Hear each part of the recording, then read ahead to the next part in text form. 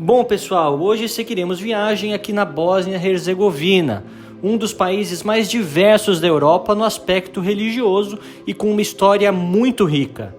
Durante o primeiro vídeo já passei importantes informações, por isso, caso você ainda não tenha assistido, volta lá e dá uma olhada. Assim você entende melhor as informações desse e dos próximos episódios da série.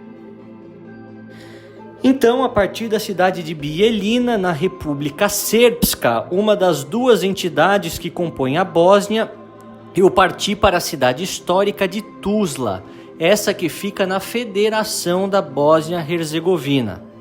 A viagem foi com as vans compartilhadas de forma bastante tranquila e rápida, mas essa transição de uma entidade para outra já é suficiente para que a gente possa notar diferenças na paisagem, principalmente na paisagem urbana, no que diz respeito à presença de mesquitas aqui e lá presença de mais igrejas.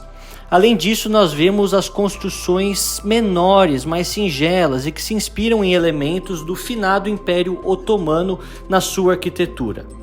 Vale lembrar, pessoal, que aqui a terrível guerra que aconteceu durante os anos 90 destruiu quase todas as grandes cidades, então muitas das casas e dos monumentos históricos ou se perderam ou foram reconstruídos com técnicas e um visual mais moderno, se assim podemos dizer, durante os anos recentes.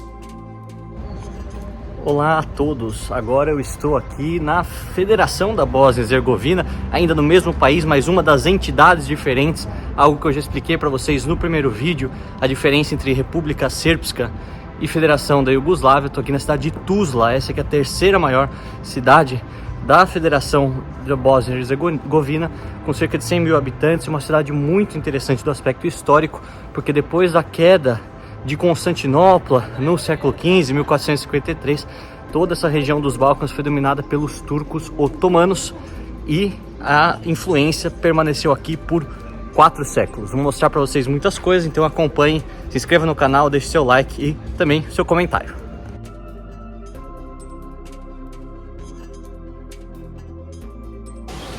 Como eu falei para vocês, aqui na Bósnia-Herzegovina quase tudo é sempre em 3, e nós temos então a religião muçulmana sendo a predominante aqui nessa região, exatamente por ser quase 80% composta por bosníacos.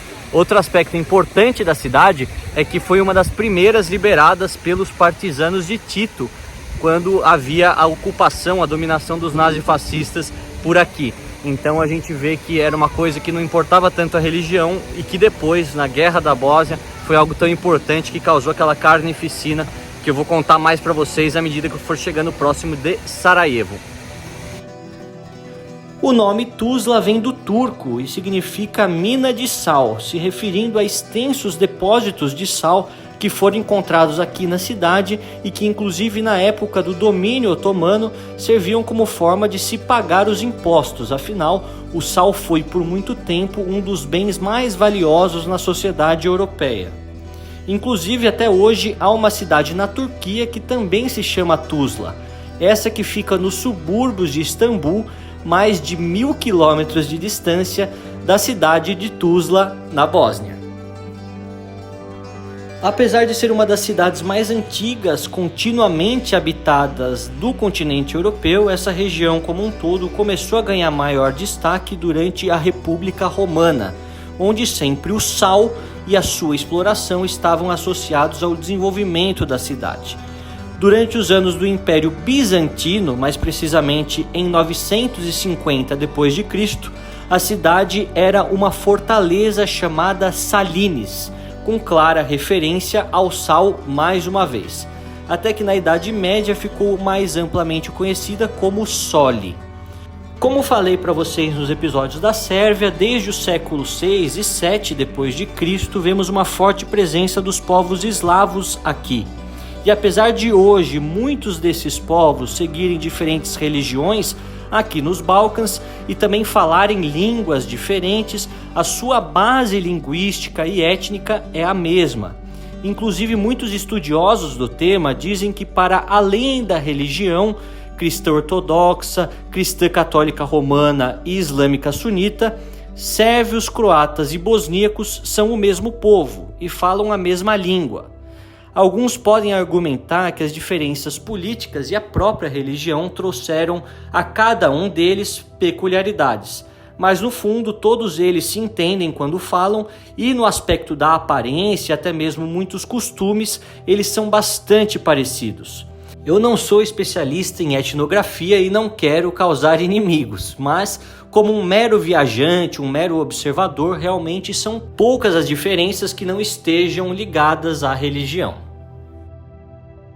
Entre o século 13 e 14, pessoal, nós tivemos o reino da Bósnia, um reino cristão que veio a cair frente ao avanço islâmico turco, que também se propagava em direção à Europa.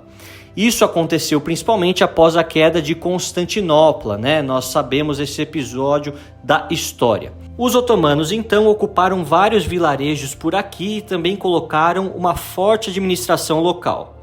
Nesse período que a islamização de parte dos eslavos aconteceu e que essas diferenças das quais falamos há pouco começaram a aparecer.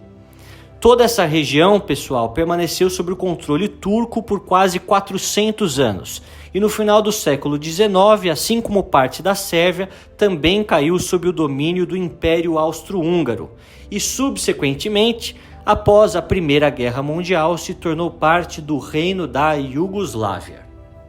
Visitar mesquitas nessa região do mundo é tranquilo e, diferentemente de outros países onde já fui barrado de entrar por não ser muçulmano, aqui é bastante fácil e inclusive podemos visitar por dentro para observar os incríveis detalhes de algumas dessas construções que datam de alguns séculos.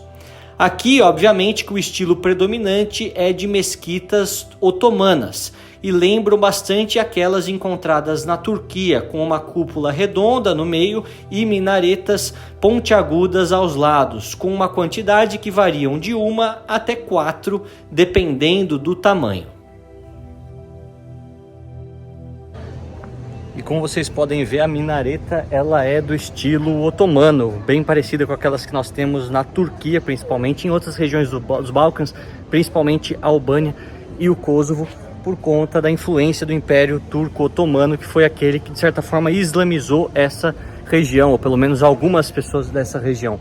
Afinal, se nós formos olhar, os bosníacos continuam sendo povos eslavos, ainda falam uma língua eslava, mas tem uma religião que é proveniente aí do Oriente Médio. O cristianismo também mas de certa forma uma religião que é mais associada ao Oriente Médio do que com a Europa, que é o caso do islamismo sunita em sua maioria. A gente vê que todavia as restrições relacionadas à vida de um islâmico por aqui, elas são menores, até o álcool ele é bebido e vendido de forma ampla, um dos resquícios da época da Iugoslávia e também da própria questão relacionada ao secularismo desse país, além, é claro, das mulheres andarem da maneira como querem, não há uma obrigatoriedade com a vestimenta como há em alguns países como o Irã, por exemplo. Após a Segunda Guerra Mundial, nos anos da Iugoslávia socialista, toda essa região era um importante centro cultural e industrial do país. Inclusive, parte da infraestrutura da cidade foi melhorada durante aqueles anos. Apesar de ser um país novo e não tão importante no mundo, um aspecto interessante é que, como a composição étnica são 3, cada uma das etnias acaba se beneficiando pelas relações diplomáticas de uma outra etnia com o resto do mundo. Vou te dar um exemplo. Os bosníacos são muito próximos dos turcos. Os turcos em si não são muito próximos dos sérvios, mas de qualquer forma, aqueles sérvios que moram aqui na Bósnia acabam tendo os benefícios das relações Turquia-Bósnia por conta dos bosníacos. A mesma coisa acontece com os russos. Os bosníacos não ligam muito para os russos, mas os sérvios têm uma boa relação com os russos. Portanto, os bosníacos e croatas acabam se beneficiando dessa relação que os sérvios têm com os russos e assim por diante. Então é uma dinâmica muito interessante, apesar de ser um país pequeno e não tão representativo para a economia mundial ou até mesmo para a diplomacia do resto do mundo.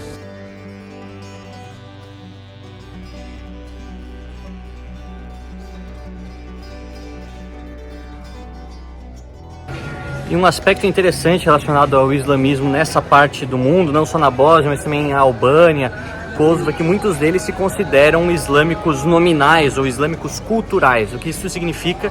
Que eles seguem essa vertente de vida, eles participam das celebrações, dos feriados, mas não necessariamente seguem à risca o que diz a religião, não fazem as 5 orações por dia, ou não se abstêm de álcool, ou de sexo antes do casamento, ou até mesmo de alguns pratos de comida com gelatina ou com porco, seja lá qual for a filosofia pessoal deles. São poucas as pessoas que fazem tudo isso à risca, como em outras partes do mundo, principalmente no Oriente Médio. Isso se dá muito pela influência não só daquilo que é relacionado às outras etnias que estão ao entorno, mas também a própria questão ocidental, que, querendo ou não, a Bósnia, sendo um país europeu, está ligado a isso, e com isso a gente vê também uma tendência cada vez menos religiosa nesses países.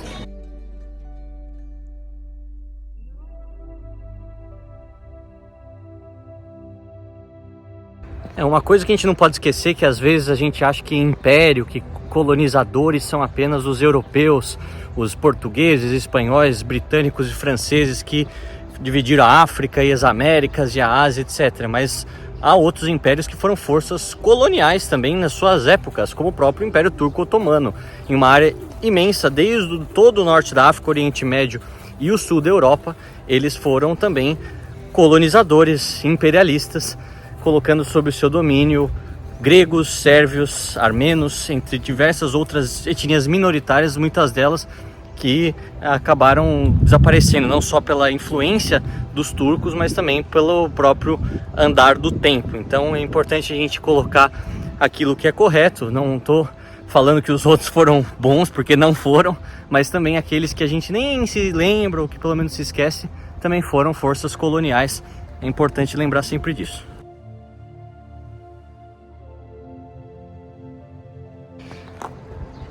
E da mesma maneira que a gente tinha uma mesquita solitária, pelo menos aqui eu consegui ver em Bijeljina, em uma cidade muito ortodoxa, que a gente tem uma igreja ortodoxa solitária no meio de tantas mesquitas, que estamos na Federação da Bósnia. Essa dicotomia, pelo menos entre igrejas ortodoxas e mesquitas, ou mesquitas e igrejas católicas, um pouco mais ao sul, onde há a influência croata, é isso que faz a Bósnia ser um dos países únicos na Europa e no mundo.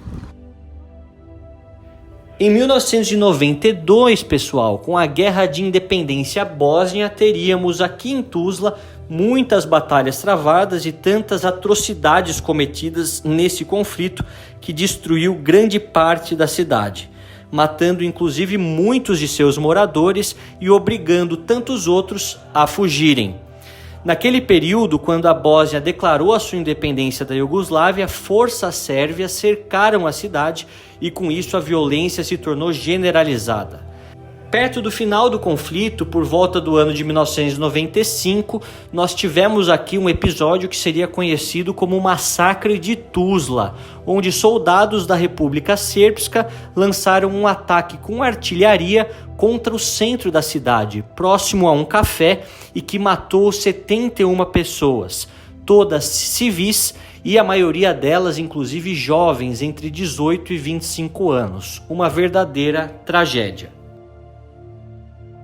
E aqui um movimento em homenagem ao massacre de Tuzla, que aconteceu aqui durante a guerra da Bósnia, exatamente onde cerca de 70 pessoas, talvez mais, morreram através de bombardeios sérvios. Aqui a gente sabe que houve uma limpeza étnica por parte dos sérvios, ou pelo menos essa era a vontade de uma parte do governo, principalmente do governo de Milošević no final dos anos 90, o que fez com que muitos, milhares e milhares de bosníacos morressem. Foi uma coisa considerado um genocídio, porque mirou exatamente um grupo étnico específico, um grupo religioso específico, mas a cidade sobreviveu e o país hoje continua florescendo e melhorando cada vez mais. Já visitei essa terceira vez e estou surpreso em ver novas regiões.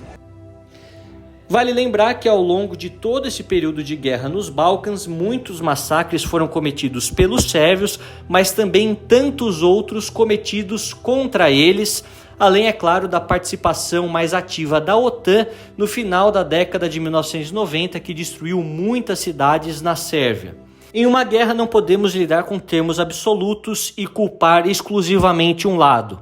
É importante ver que no final, essa guerra trouxe morte, destruição, pobreza para milhões, além de um sofrimento generalizado para toda uma nação.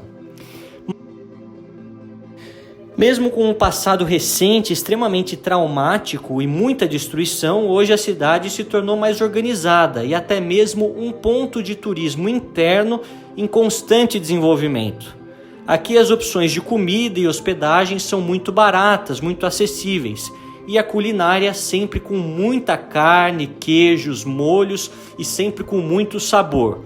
Portanto, não é um destino muito amigável aos vegetarianos e veganos. Fica aqui a dica. Essa questão do islamismo apenas cultural se torna ainda mais evidente quando vemos propagandas de cerveja e outros outdoors de bebidas alcoólicas em todos os cantos da cidade. Como eu já disse aqui, a venda e o consumo de álcool não são apenas permitidos, mas em alguns casos até mesmo incentivados para a população, sendo a religião um fator pouco importante nesse quesito. E aqui é um memorial, pelo menos fotos que lembram o massacre de Srebrenica, né, ou Srebrenica, como ficou conhecido em 1995, a morte causada pelo exército sérvio de 8.372 pessoas, grande maioria homens muçulmanos bosníacos que foram massacrados, mortos de maneira assim absurda no enclave de Srebrenica, que estava sob o domínio das Nações Unidas, mas que falhou em proteger essa população. Então foi um dos trágicos episódios da guerra aqui nos Balcãs, da guerra da Bósnia e também do genocídio bósnio que foi veiculado, foi feito pelos sérvios em grande parte do começo dos anos 1995. Fica aqui como lembrança para que nunca esqueçamos as terríveis tragédias que aconteceram nessa terra em não muito tempo distante. Eu, por exemplo, nasci em 96, então praticamente a minha idade, essa tragédia que marcou a guerra nos Balcãs. Então, gente, eu aproveito esse momento de memória às vítimas do massacre para falar um pouco mais detalhadamente do que se passou em Srebrenica entre 11 e 25 de julho de 1995. Em apenas 14 dias, 8.373 pessoas, bósnios muçulmanos, também chamados de bosníacos, foram assassinados na região de Srebrenica, no leste do país, por unidades do exército bósnio da Sérvia, que estavam sob o comando do general Ratko Mladic. Desde abril de 1993, essa região era considerada área sob proteção da ONU, porém, nada conseguiu deter as forças militares e paramilitares sérvias em seu entorno. O massacre teve início com a invasão das tropas sérvias na cidade, e com medo a população local buscou abrigo num complexo da ONU. Essas, por sua vez, em menor número e sem resposta de ajuda, acabaram cedendo às pressões das tropas sérvias e forçaram as famílias muçulmanas a deixar o local. Os invasores sérvios separaram as pessoas por sexo, encaminharam os homens para uma outra parte e os executaram, jogando depois os seus corpos em valas comuns. Além disso, muitas denúncias de estupros e assassinatos de mulheres e crianças também foram feitas. Em 2004, por unanimidade, o Tribunal Penal Internacional em Haia definiu que o ocorrido constituiu um genocídio e, portanto, um crime contra a humanidade de acordo com as leis internacionais. Anos mais tarde, em 2017, o então general Ratko Mladic foi considerado culpado e foi condenado pelos seus crimes de guerra e papel durante o massacre de Srebrenica, com a pena de prisão perpétua. Mais sobre os massacres, o genocídio bósnio como um todo e também as condenações de seus perpetradores falaremos ao longo dessa série de forma mais detalhada, já que se trata de um tema extremamente relevante e que merece a nossa atenção e a nossa memória em respeito às vítimas. Após esse dia cheio de história, cultura, comida boa e também lembranças dos anos traumáticos vividos por esse país, segui para Banja Luka na manhã seguinte, cidade capital da República Srpska, onde vive a maior parte dos sérvios. Lá também continuaremos falando sobre diversos pontos interessantes sobre esse país tão único no coração dos Balcãs. Por isso, espero que até lá vocês continuem acompanhando o canal, deixando sempre as suas impressões e opiniões nos comentários, além, é claro, dos seus likes. Um grande abraço a todos e fiquem com Deus.